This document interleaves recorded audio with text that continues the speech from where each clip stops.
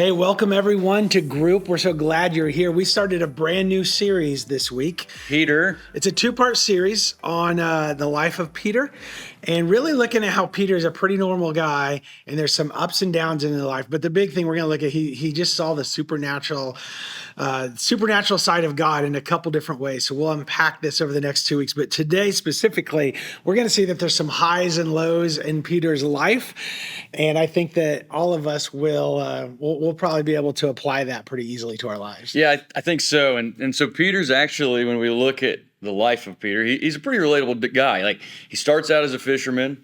Jesus calls him to say something greater, which is to be a fisher of men. But he has these bold moments that we see throughout his life as he's following Christ, where he's the first one to call Jesus Messiah. He has this moment of failure, even though, when he denies Christ 3 times. And so we can really start to relate to Peter a little bit. Yeah, I think when I read the life of Peter, we see ourselves in that. He was passionate, but then he was full of rage at times. He said things that he regretted. He said things to Jesus, like, you be quiet. And I get that. I see myself in that. And especially in what we're going to talk about today, it's like there was times where he took huge steps of faith, but then there's sometimes he stumbled. And that's my life. I know, I'm willing to take a big step of faith, and then sometimes I feel like I'm sinking. But luckily, even in our moments of failure or Peter denying Christ, God doesn't give up on us. He continues to use us and continues to pull us through these situations, and because he sees the greatness in us, and he saw the greatness in Peter. And in today's story, it's like we're going to see that he actually took a big step of faith, like a pretty, what I would consider risky, right? Like risky and kind of a big difference. And so it reminds me of Mother Teresa. I didn't know this till we were doing some studying together. So Mother Teresa, before she was what you know and I know as Mother Teresa, serving the poorest of the poor, she was a school teacher for 20 years. Yeah, didn't know that. She was teaching, a catechism class, but then she was also teaching a geography or something like that. So, and then she became the principal. I say that to say she was she had an indoor job teaching kids at desks. And then God called her to take a huge step of faith and do something radically different and start an orphanage and start a ministry of the poorest of poors in one of the poorest of poor countries of India. Correct. And if you know the pictures and you know a little bit of the story, we're talking the poorest of poor. And she went from classroom to taking a step going, I'm going to have a complete life change. And I just was super inspired by that, because I just thought she was always she started off in missions. Yeah, she was just Mother Teresa from the beginning. Yeah. She was born Mother Teresa, but she wasn't born Mother Teresa. She was just Teresa. Yeah. But so that's the cool thing about both of those stories. And you look at Peter and you look at Mother Teresa, is that they were normal people, normal jobs, teacher, fisherman, but God calls them into greatness. God calls them into these steps of radical faith, radical leaning and trusting in Him, leaving these stable life that Mother Teresa had to go to this poor slum. And it's all about this pursuit of being closer to God. So in the message, then, the whole time we're studying this, we're asking ourselves, are we willing to take a big step of faith? Are you willing to take steps of faith? And that's where the conversation is going to go today, is what's it look like to help us grow in an area where we can take steps of faith? What's that look like? And it's a great question for us to wrestle through today in our groups. Yeah, and we're going to look at this story from Peter. So it's found in Matthew chapter 14, as we talked about Sunday, where Peter takes a step of faith outside of a boat and walks on water. Yeah. It's a crazy story. So they just came from feeding 5,000. The disciples were going to go ahead. Jesus says, you go ahead. I'm going to hang back here. And then the disciples are in a boat in the middle of the lake. And then a storm comes up. And then they're looking out. And they see someone coming. And they're terrified. And he's walking on water. And they're wondering. So they're like, it's a ghost. Nothing else is walking on water in the middle of a storm, in the middle of this lake, this sea. But Jesus responds to him. He says, take courage. It is I. Don't be afraid. Yeah. So they're like, oh, it's Jesus. And then Peter goes, oh, it's Jesus. And he goes, Lord, if it's really you, call me out there. Tell me to come. I want to walk to you on water. Yeah. Bold step of faith. And so Jesus sees that faith and says, all right, come out, step out of the boat. And then Peter actually gets out, walks on the water even for a moment, but walks on water. And so just like it's just this incredible step of faith, just getting out of the boat and he's walking on water. Blows my mind. And I want to pause there because a lot of times we talk about how Peter sank. Correct. Yeah. And how he didn't get to walk on water, that the distraction. Yeah. But I just want to say he walked on water. Yeah.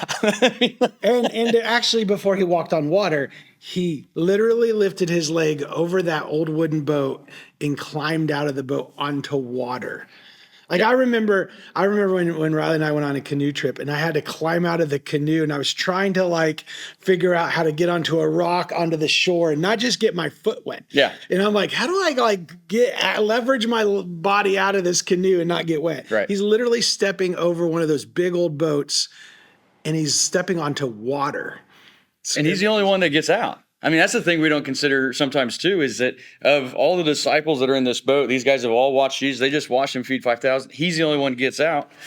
And I think it's good because you can't walk on water if you don't get out of the boat. But of course, Peter does. He gets distracted by the winds and the waves, the storm, and he gets afraid and he starts to sink, cries out, "Lord, save me!" Because now he's sinking. Now it got real. And so we do know that he begins to sink, but then we also know that Jesus reaches out and he does rescue him.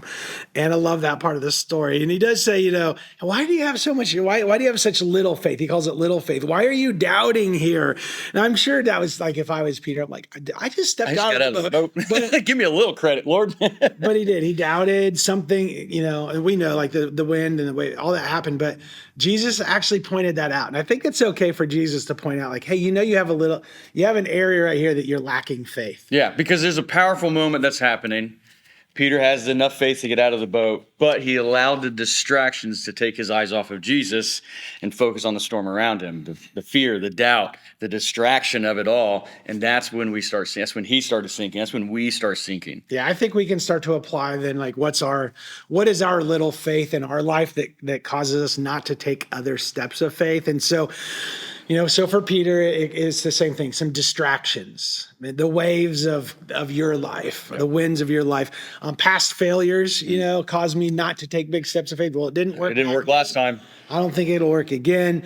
Or just relying on like, I'm not good enough or I can't do this. And I'm trying to rely on myself.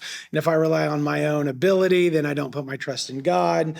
And that just plays like a mental game in my head of like, can I do it? Can I not? All those things kind of add up to us having little faith. Yeah. And that's where Peter fell into the water. And so Jesus has to pull him and they get back in the boat. And I love at that moment, the wind stops immediately. And the disciples who've watched this whole thing happen immediately turn to worship and saying, "Truly you are the Son of God." It's amazing that this moment of fear actually turns into a moment of worship. Yeah. That's powerful. Think about this. So that's what storms do.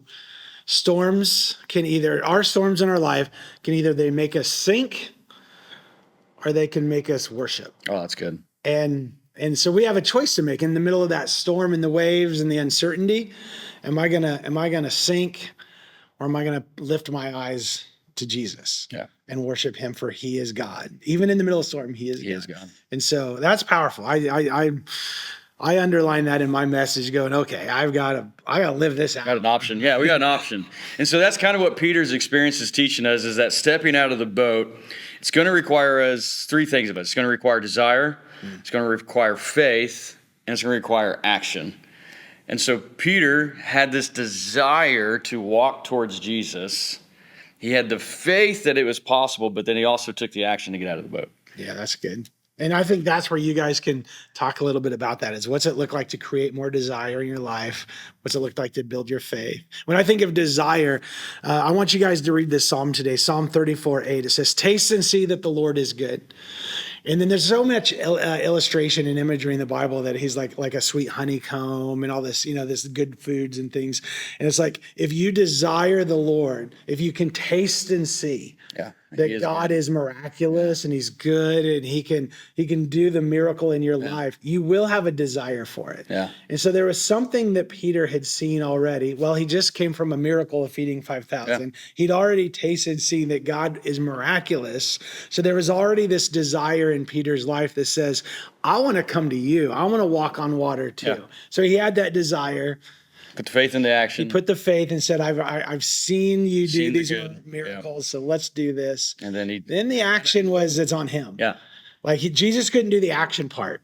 Like, think about that. Like, Jesus can help us create. He can give us moments, great opportunity. He can give us the desire because he's already God and he gives us the good things, and he actually can show us things to increase our faith. Yeah. But we have to take the action. We got to step out. What if we did that? What if that was what we started living our life by? And what if we started to be willing to take that first step out of the boat in our own lives?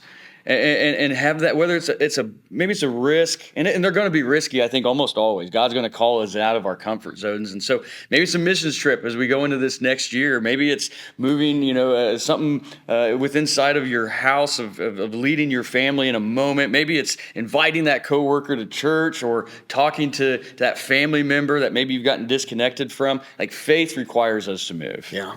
So this is where you guys come into play. Around the table today, around the living room, wherever you're at right now, have the conversation of, like, how can I take steps of faith? What's that look like? Could I be like Peter? Would I ever step out of the boat? Or I've been a disciple sitting in the boat watching it happen. Why don't you take big steps of faith? So leaders, create those conversations, be open and honest as always.